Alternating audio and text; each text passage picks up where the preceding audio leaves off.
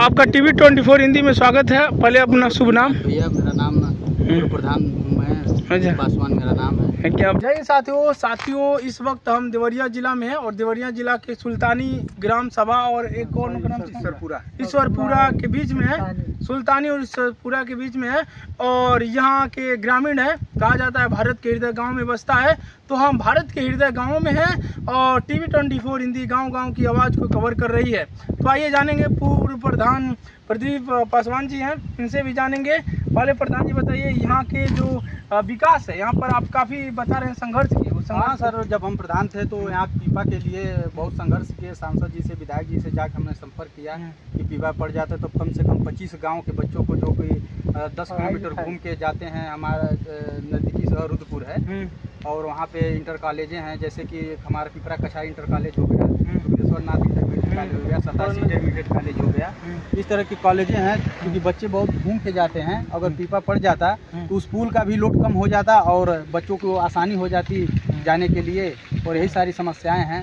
प्रतिनिधियों ने उसको कहा है कि हाँ, मदद के लिए कहा है कि हाँ आप घबराइए मत, इसका हम काम करेंगे और बताते हैं कैसे होगा कैसे नहीं। यहाँ जो बच्चे पढ़ने जाता है, कहा जाता है बच्चे ही भविष्य होते हैं, तो बच्चों के भविष्य के लिए यहाँ पर जनप्रतिनिधियों को विशेष ध्यान देना चाहिए। अगर पीपा पुल से कनेक्टिविटी शानदार होती है तो जो हमारे क्षेत्र के, हमारे देश के फ्यूचर हैं उनके लिए बेटर हो। बताइए यहाँ के विकास के लिए कितना जरूरी है यहाँ पर एक पीपा पुल डाल देना? बहुत जरूरी है। कई 2 पंचवर्षीय लोग सांसद लोगों से बोला जा रहा है, खाली आश्वासन लोग दे रहे हैं कि बन जाएगा देख रहे हैं लोग, लेकिन फिर भी लड़के तो किसी तरह पढ़ने चढ़े। लड़कियों के लिए बहुत परेशानी हो जा रही है। हाँ, बहुत लड़कियां घूम के 8 किलोमीटर जाके स्कूल पर जाते हैं, 8-10 किलोमीटर। हाँ, और डिग्री कॉलेज में जाने के लिए तो बहुत दूर पड़ जाता है। यानी सीधे यहाँ से 6 किलोमीटर जाए, यानी 12-14 किलोमीटर होकर जाना पड़ता है।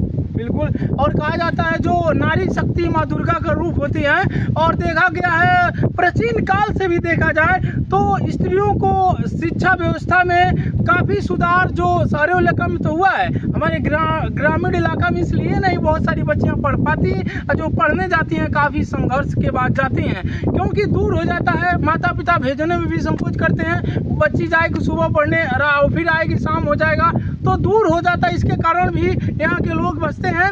अगर यही रास्ता का कनेक्टिविटी शानदार होता तो ये सीधे एजुकेशन को जोड़ता।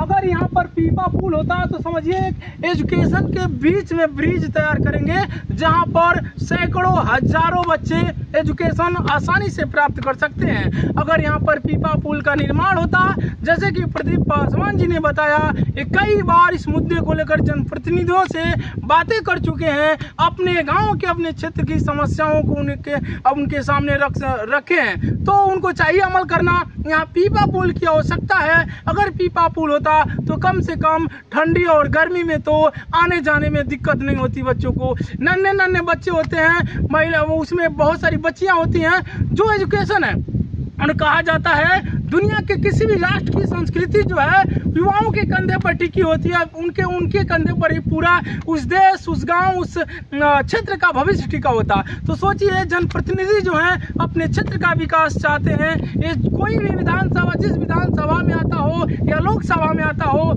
यहाँ पर बहुत आवश्यकता है क्योंकि आपके गाँव के बच्चे ही आपके क्षेत्र के विकास को आकाश की बुलंदियों तक ले जा सकते हैं।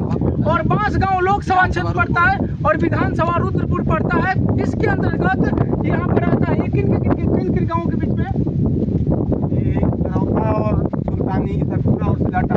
और यहाँ पीपा पुल बनने से 20 गाँव को सीधे डायरेक्ट जोड़ेगा। इस बार में उस बार में भी इतना ही गाँव को जोड़ेगा, तो काफी ज्यादा विकास कार्य होंगे। तो जनप्रतिनिधि इस पर विशेष ध्यान दें और अपने क्षेत्र के जो भी ऐसी समस्याएं हैं उस पर काम करने की आवश्यकता है, क्योंकि जब आप काम करते हैं तभी आपको जनसंपर्क शानदार होता है और जिन प्रतिनिधियों का जनसंपर्क शानदार होता है इलेक्शन में उनका उतना ही शानदार परफॉर्मेंस होता है। बाकी आप क्या समझते हैं कमेंट बॉक्स में अपनी प्रतिक्रिया अवश्य देना। तो साथियों इस वक्त हूँ मैं गुर्रा नदी के किनारे देवरिया जिला में, और एक कौन सा गाँव पड़ेगा? सुल्तानी में है। और और इन लोगों से पूछेंगे जो गोर्रा नदी की वर्तमान स्थिति क्या है और कितने दिनों से यहाँ पर बाढ़ आ रही है। कितने दिनों से बाढ़ आ रही है? अरे 6 दिन से लगातार बारिश हो रहा है। हाँ। और नदी आधे से ऊपर बहुत तेज बढ़ रही है। बहुत तेज बढ़ रही है।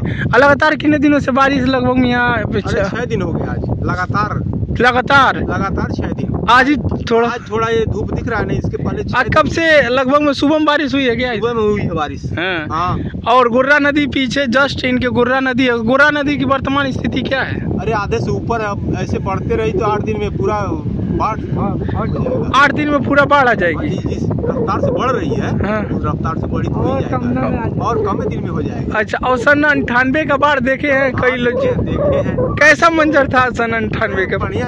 हम लोग यहाँ जन्म है इसलिए हम लोगों के लिए तो बढ़िया था। हाँ। लेकिन बाहरी लोगों के लिए तो बहुत दर्दनाक था। लोग कहते हैं कि सन 98 का बाढ़ बहुत तबाही लाई थी उस वक्त। तबाही, लेकिन लेवल जो देगा 2017 में जो था उससे ज्यादा था पानी। 17 में ना? 98 से ज्यादा था। लेकिन बंदा नहीं फूटने की वजह से इधर था पानी। अच्छा, इधर पानी कहाँ से आया था? ये कहाँ? कहाँ है आपका ये गंगा की धनिया? अच्छा, वो 17 में रोहा में फूटा था। वही फूटा था। ओह, फूटा था 17 में। अरे 98 से भी ज्यादा पानी था। 98 में उतना, मतलब उससे पहले वही सबसे ज्यादा आया था। उसके बाद सन 2017 में आया। इस बार गोर्रा नदी का रफ्तार बता रहा है धारा का, जैसे देख पा रहे हैं, लग रहा है स्पीड ज्यादा है और ऐसे बढ़ी तो 2-3 दिन में बंदे से टक्कर हो जाएगा। टक्कर हो जाएगा। अच्छा, इधर कहीं है क्या जो टक्कर हो गया है? कहीं इधर अभी नहीं हुआ है? बंदे के किनारे वहाँ हुआ टक्कर, गांव के पास में। अच्छा, गांव कौन सा गांव है वो? सुल्तानी है। अच्छा, सुल्तानी के पास में हुआ है। टच कर गया है। टच कर गया बंदे से। और गोर्रा नदी जो है, राप्ती नदी गोर्रा नदी में तुलना करें तो कौन तेजी से बढ़ रहा है? तेजी से बढ़ रही है। गोर्रा नदी तेजी से बढ़ रही है। हाँ। पानी इसमें ज्यादा है। अच्छा, झंगाक पास से जो कटी है वो डायरेक्ट पानी का लोकेशन गोर्रा की तरफ ज्यादा है और राप्ती में कम है तो ये गोर्रा नदी राप्ती का ही पार्ट। लेकिन जो राप्ती नदी गोरखपुर से आती है, जहाँ झंगा से आगे से 1 किलोमीटर आगे से कटती है, वहाँ पर इसका फ्लो गोर्रा की नदी की तरफ ज्यादा है। और ये राप्ती में मिल भी गई है आगे चल के ना, सचौली में, सचौली पटवनिया में। और ये देवरिया जिला में ही है ना?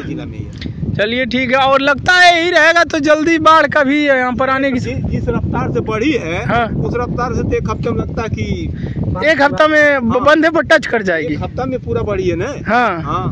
1 हफ्ता में पूरा बढ़ी है। चाचा, आपका शुभ नाम? अच्छा, ये गोर्रा नदी क्या कर रही है? बहुत तेजी से फॉलो है। बाढ़ आ जाएगी कि नहीं इस बार? क्या अनुमान है? भरी बाढ़ आएगी इस बार। हाँ, चलिए आज बात करके। हाँ, और किस ग्राम सभा के प्रधान है?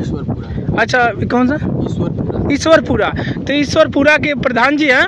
और प्रधान जी यहाँ पर देख रहे हैं गोर्रा नदी का जो रफ्तार है काफी तेजी से बढ़ रहा है। उसकी काफी तेजी से बढ़ रहा है। हर साल इसी तरह बढ़ती है। हर साल बढ़ती है। पहाड़ी क्षेत्र में पानी होता है। आगे बारिश, इस बारिश से कोई प्रभाव तो पड़ता नहीं? पहाड़ी, जैसे कि मान लीजिए पहाड़ी साइड में अगर पानी, अगर बारिश तेज होगा तो बाढ़ आने की संभावना है। और इस बार भी अगर पहाड़ी क्षेत्रों में बारिश होती है तो प्रबल संभावनाएं हैं बाढ़ आने की। एकदम संभावनाएं है। सिंचाई विभाग ने ध्यान नहीं दिया है बंदों पे।